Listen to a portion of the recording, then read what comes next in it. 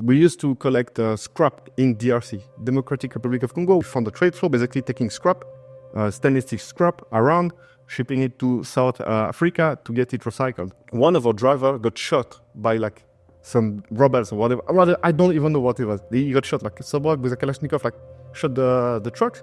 Then he got hit in the leg, he's still alive. It's very difficult as a small trader to operate in the Western world because there's already like usually legacy player.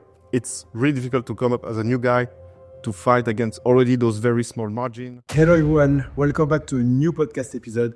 Today we are joined by Damien of Würsten. So Damien, you're a commodity trader. You are known as well for your YouTube channel, Damien of Würsten. So let's start the podcast. Damien, can you introduce yourself, please? Yeah, so basically, Damien of Würsten, I'm born and raised here in Geneva, Switzerland. So, and right now I'm the owner of a bunch of small commodity trading firm. You can go to the list. So we trade chromium out of South Africa. We have a team and an operation there. We distribute energy product in Romania. We also do a bunch of recycled product to India from Southeast Asia. So, and this would be the main business line that I run. So maybe let's introduce the world of commodity trading. Can you explain maybe what is a commodity trader and why do we need a commodity trader in this world? Yeah, so basically a commodity trader, over the time it has quite changed. But I would say that a modern commodity trader, his role in the supply chain is to de-risk the transaction for his supplier and for his buyers. Because maybe you don't know that, but international transactions, they are inherently quite risky. And you need to send like 20 million to a country, I don't know where, in South America. A lot of things could go wrong. So basically, if you are, I don't know, like a smelter or an end user of any commodity, you would want to prefer to have as a counterparty a commodity trader that will do everything to de-risk the transaction for you rather than going direct. So that's basically the main value of a commodity trader. I would say back in the day, it was more matching supply and demand. But right now, in today's world, everyone does WhatsApp. Everyone can speak to each other. Like Chinese manufacturer can speak with an Ivory Coast farmer in a few seconds for free. So, so I would say now the real job is really to de-risk the transaction for everyone and taking the risk on them. Thank you. Quite good insights. Let's maybe explain now the different specialties. We have different types of commodities. So let's first start talking about the commodities itself and then maybe the trading specificities. Yeah, so commodities are all right. So it's a huge world. So the biggest commodity are the one that you can see that are quoted on the some future action, LME, SME, and so on. So crude oil, copper, sugar, wheat, barley, whatever. So all those large commodities are traded in large volume, and most of them have a future contract.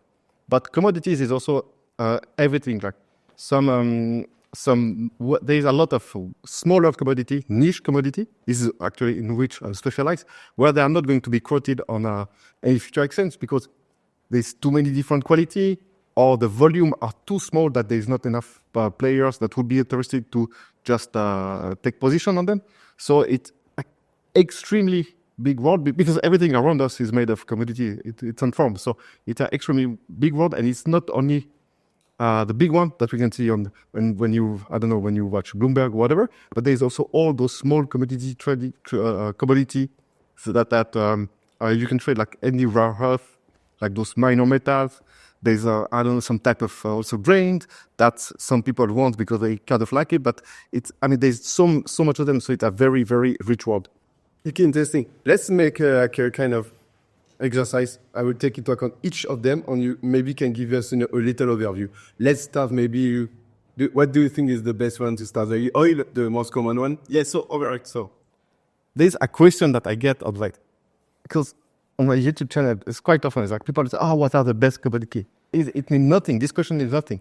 So if you are telling me, I want to make as much money as possible, I want to be a commodity trader, where should I go? All right, so if this is a question, then it's better to go in the most liquid commodity, in the highest volume commodity. So it's going to be like energy, crude oil, those type of cargo. The volume is so huge that if you can make a little margin on a humongously big volume, then there's a lot of money to be made. So I would say to energy, this is the first one. And this is the biggest, I would say. Maybe iron ore would also be close to that. So there's also a lot of iron ore. So so we have energy, liquid energy, like gasoline, jet fuel, anything that is basically refined from crude oil or sugar. Then we will have metals, minerals, so iron ore, ferrous and non-ferrous. So ferrous would be the anything. Ferrous would be the anything to make a bit of iron ore, and non-ferrous would be like copper, aluminium, zinc, and all those type of metals. Then you have grains. So this is the one that I'm the least knowledgeable of. I've never really traded grain. So I know there are a lot of types. Brazil is one of the biggest exporters of almost all the grain. And then there's what we call soft commodities. It will be like cocoa, coffee, and all those type of niche commodity, but that still needs to be transported, stored, and processed because cocoa and coffee is like produced in a narrow band of the world, and it's basically consumed everywhere else. So that would be the big categories. But then there's like no, I guess, stricto sensu definition of what is a commodity, what's not. The most important commodities. So the first one is oil, with oil. What about the number 2? I mean, I don't know. It depends on what. For the civilization, I think most of us. For the society, I mean, in terms of demand. In terms of demand, it's energy. I mean, if you look around you, man, there's like cars going everywhere, always, like all the time. So the energy consumption, it's the most important. But then everything to make steel, to build copper, to build electricity wire, and so on. The old commodities like a purpose for to push our humanity forward. So, and this is basically what humans does. They take one commodity, they make raw material out of it, that they process it, and then they use it to do whatever. So, I don't know if there's like one more important than others, but Okay, thank you. Very clear. Can you express the step-by-step process? All right. So, let's go through like a full transaction end to end, really starting from. Or let's say we have a miners, right? The guy is going to mine, I don't know, like copper ore, right? Coppers. So the miner is like, look, my job is to dig this product and put it here in my yard. Then I want to do nothing else but sell it. So what is going to happen? Then let's say they are traders say, look, man, no problem. I'm going to pre-finance your operation because you are, I don't know, a poor miner, you don't have the money to finance your operation, so I'm going to buy in advance your production. All right. The trader already coming and take risk. Because maybe the miner is going to screw up, man. And he's going to buy the wrong prepot, or maybe he's going to buy the wrong place, whatever. So the trader is already taking a risk by pre-financing the cargo. All right. Then the cargo has been mined, all right, next to the mine. Then what the trader is going to do is going to send the truck, load the truck, then goes to, I don't know, someplace next to the port to consolidate the cargo. If it's copper ore or copper concentrate, then it's going to be shipped by container or by vessel. At that time, usually there's going to be like a clearance event. So basically, you are going to have all the paper to clear the good, to be, if there's like any taxes that you need to pay or whatever, to clear the good, so that the good can be exported out of the country. Then it's on a ship, on a vessel, on a container, whatever. Goes to copper would go to China. In China, same thing. It goes at the port, needs to be cleared, needs to be imported safely and so on, unloaded from the cargo, then stuck in some warehouse, and then there's going to be maybe one client or few clients that are going to take this cargo. So as a trader, you can even sell directly to the client's industry or plant where they need this copper concentrate. But then the question is like, so this is the full supply chain. So, but then there's like one transaction could be handled by different trader. One trader will buy at the mine, sell at the first port. Then there's going to be another trader that's going to buy at the port and sell at the other port. And then there's going to be a Chinese importer that is going to buy at the import destination and then sell to the end buyers. Oh, so people can do the full supply chain. So it really depends. Okay, interesting. So, okay, some companies, the DS one, they control the entire supply chain. For example, if you take into Total, for example, they have the refinery, they're like trading oil, and they have the gas station. So they are from A to B, to Z, I would say. What about the different type of companies, entities we have? Yeah, so the thing, for instance, they said Total Energies, they have the oil well. I think they do have. Yeah, they have the refineries, and then if you go to France, they have the pump station, right? So they are on all the supply chain. But what you need to understand is that the oil that is going to be sold to the end customer, to you when you fill up your car, is probably not going to come from one of Total Energy way. It's probably from another way, I don't know where, but it was the most competitive or the best way to go to that pump. So what I mean is like maybe Total bought from another refinery this diesel or this the petroleum product. And maybe this refinery bought from from Total or from a crude oil from another place. I don't know. So it doesn't mean because they are fully integrated that it's their product all the ship.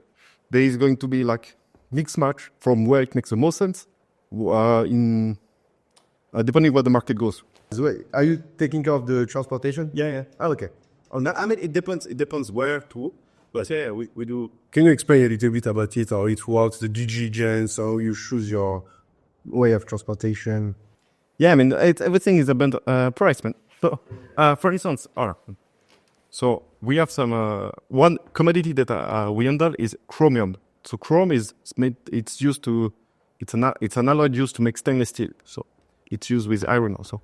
We have some offtakes. So that means we have some products from mines from South Africa. So then we buy that from mines. Then we put it through a wash plant to do some processing on it, and then we are going to bring it to the port. At the port, there's like two ways.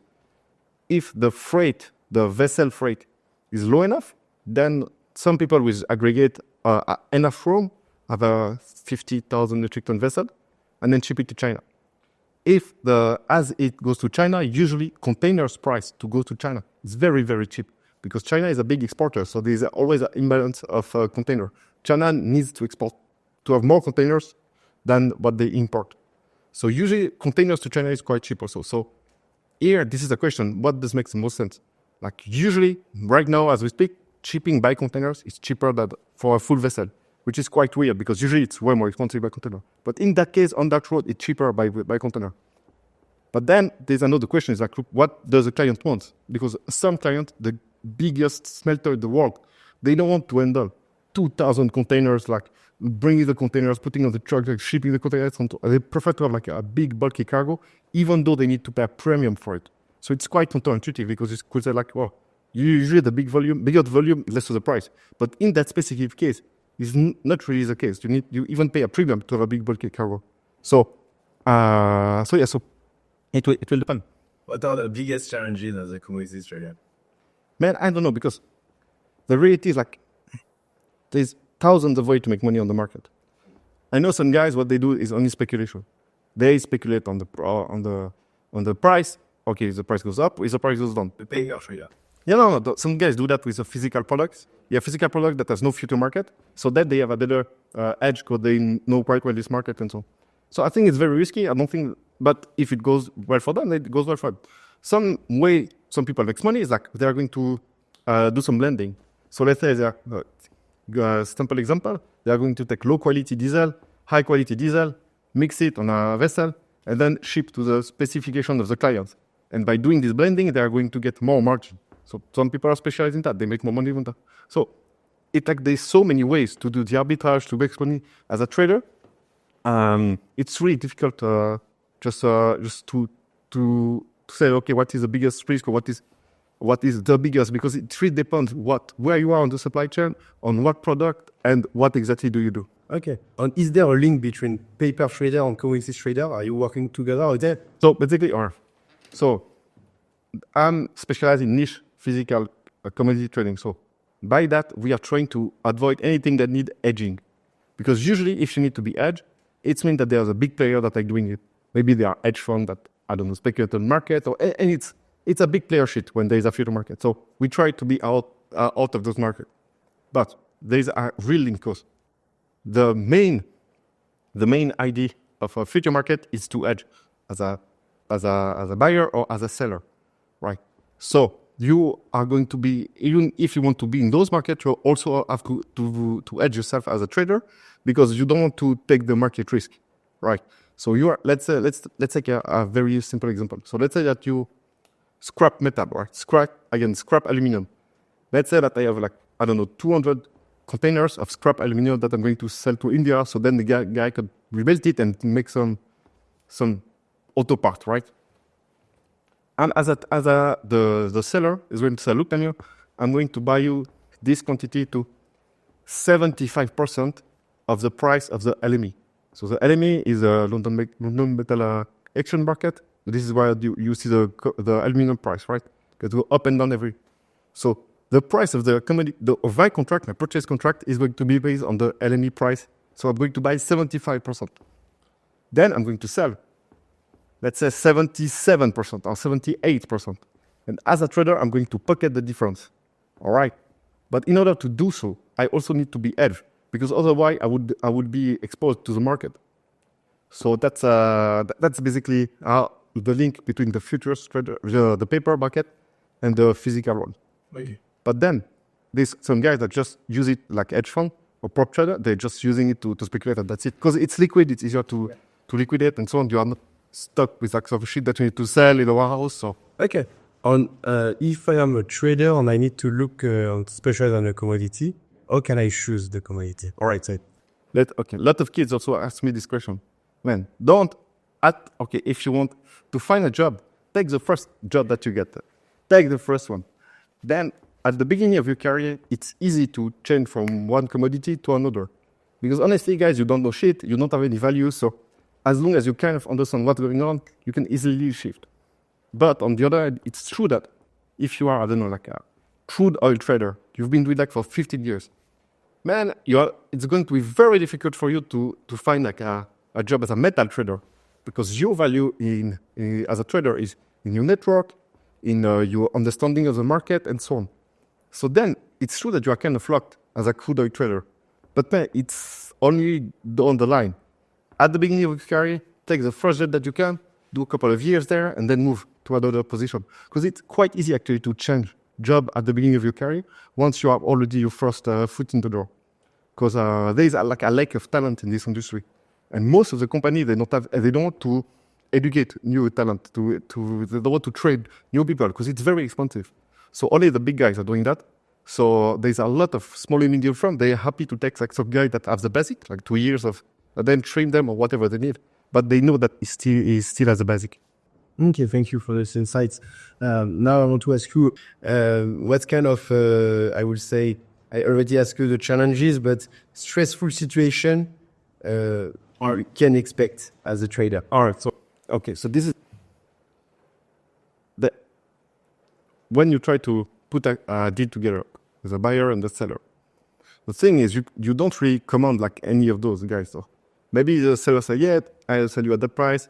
And then you find a deal for that. And then you come back and you say, I'm sorry, I already sold it. Fuck, I need to find another one, so on. So the first thing that you are not in control of the two legs of the trade, make it quite difficult. Then what is the most difficult or stressful would be that there is a lot of exterior factor that could hit you and then you have no control of it. For instance, the market is going to be extremely depressed in 2 weeks, like it lost 50%. Then everything that you've been working on, all your deals and so on, is basically, it's just need to start again because the market condition has completely changed. So all of that make it very, very stressful. And also if the market moves a lot and you are waiting for payment, even though your client has signed the contract, maybe he's not going to pay him. You don't know, because if the market has dropped 10% in one day, he can buy the same stuff, the 10% less expensive.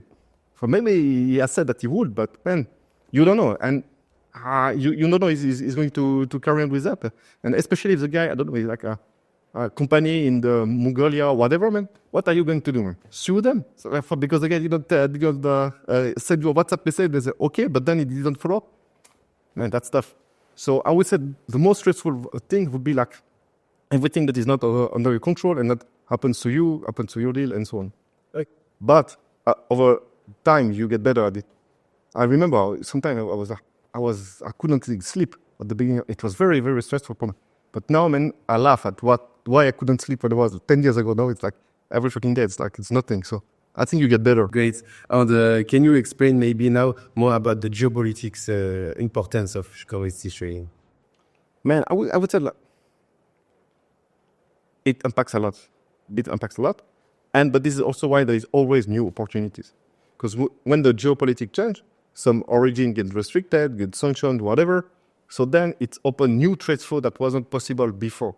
And usually the faster the nimbler commodities trading could be, then they will be able to pounce on those big arbitrage. Then obviously everyone will do it, and then the arbitrage will close. But this is why I think commodity trader will do well the next 15 years. Because do you think there's going to be less or more geopolitical issue in the future? If you think there's going to be more, then commodity trader tend to do well. The problem is going to be if you are in the zone which is impacted, then you are kind of fucked. But if you are like diversified enough, you can make it back with new trade flows. Okay, interesting. And what are the major events the last decade regarding commodity trading?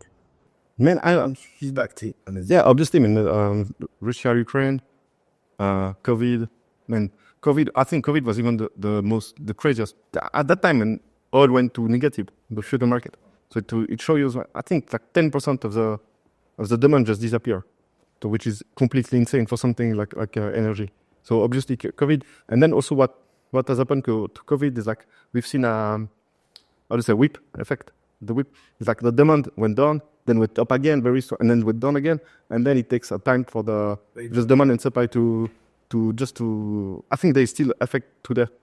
That was because of COVID, like some issue with container flows and so on. So everything was fucked up because of that. I think that was obviously the biggest event. And then Russia, Ukraine, and for sure because Russia and Ukraine are two huge commodity exporters. So that also changed a lot of trade flows and so on.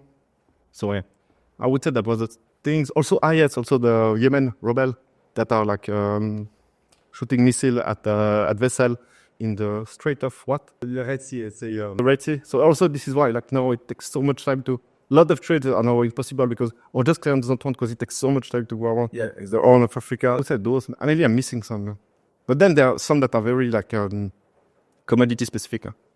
So if like Trump's increased tariff on some specific product from China, it will out there. In terms of your experience, so what is your journey exactly?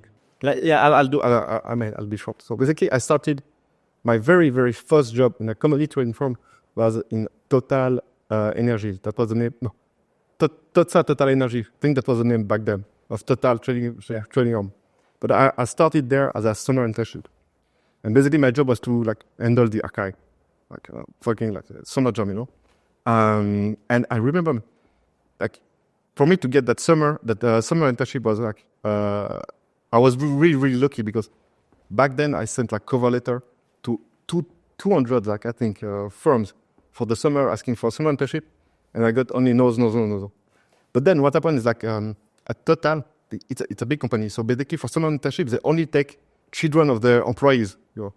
But I think one of the children of the employee missed the exam, so and then the guy remember my letter, said like, hey, just call me, like, do you want to take this internship? So I started like this. Then at Total, I did like some assistant to operators, help them with some more stuff. Then I moved to a commodity trading firm, a small one called Get Trade, and basically this is where really I started like as a trader. And I was mostly handling milk powder, so a niche commodity, milk powder, to the West African market. So I did that for a while. Then I worked for another commodity trading firm called the Monaco Resources Group. Also did some stuff in food stuff and at Africa. And then I was a bit bored with trading. My wife was pregnant, so I was like, all right, let's stop it. So I worked for a bunch of startups, always linked to commodity. And then after like 3 different startups, I was like, okay, this is shit technology. I don't like it. I want to start trading again. And this is where basically I started all my company with different partners. And yeah, that's pretty much. How did you start your entrepreneurial journey? We always say trading, this is a kind of industry. It's very hard to be to make your own business because it's involved big amount of in terms of finance. It's you haven't all right, so that's true, man. Anyway, man, when you start like on niche market, you can use like a back-to-back prepayment to just get it started. So basically, I don't know, you can do 20% prepayment, 80% against the BLs, and then you do the same with your buyers and sellers. The problem is like in those type of trade, there is almost no margin because as a trader, you don't provide nothing. But you can start like this by making almost no money. And also if you choose like a niche commodity, then you might be able to find some margin in those. Obviously, you wouldn't be able to do that in the big one, like sugar and so on. I'm not sure you can make money like this without taking position or stuff like that. But if you find raw materials ingredient, they are like they still have some inefficiency in those markets that you can sort like that. Then once you have like few trades, maybe you start to have a track record and so on. Then you can find some financier that will finance the trade. And the idea is like, look, man, I did 1 container of whatever. Now I need to do 10 of them. It's same buyer, same seller. Everything is the same, but I just need your money just to make it bigger. And then you do a split profit with the financier. This is how you get around the bank that are not going to give you money and so on. And then, yeah, of course, it's difficult, but yeah. Yeah, okay. On the lot, that's very interesting. I imagine you travel a lot on you. This is part of your yeah, but You have to travel. There's like, no, even with video calls, even with being always on the phone, you need to see people, you need to see them in the eyes, and basically you need to look at them in the eyes and say, look, I know that we are going to deal together, millions of dollars are going to be transacted, but I need to know that when shit are going to hit the fan, then you are going to make it right or whatever. So, and it's tough to have this type of nutrition if you are not in the same room of someone. Because it always goes bad. It always goes bad. I mean, it's like on 12 shipments, there's going to be at least a dozen of problems. Or I mean, there's always some issue. And if there is actually not goodwill from both sides, then man, it doesn't work. I have 2 last questions to ask you. One, this is about some anecdotes and stories you want to share. I mean, what type of stories do you want? During a deal, for example, a deal that you had like big fights. Or Yeah, but sure. Okay. Like, one of my former boss, this has not happened to me, but anyway, he used to work for a big trading firm, and he had a fight with his manager in the cafeteria, right in front of everyone. Like 2 40-year-old dude, old guys with a family, and they fucking beat the shit of each other. So this is what happened when there's a stressful moment. Everyone is losing money. People lose their fucking mind. So, but I'm always been a cool dude, so I've never really had this type of issue. But yeah, Fights, physical fights sometimes. yeah, man. Of course, there's a lot of stories like this. No, for sure, man. Lots of stories. On the trading firm, fortunately, you just punch them together. Of course.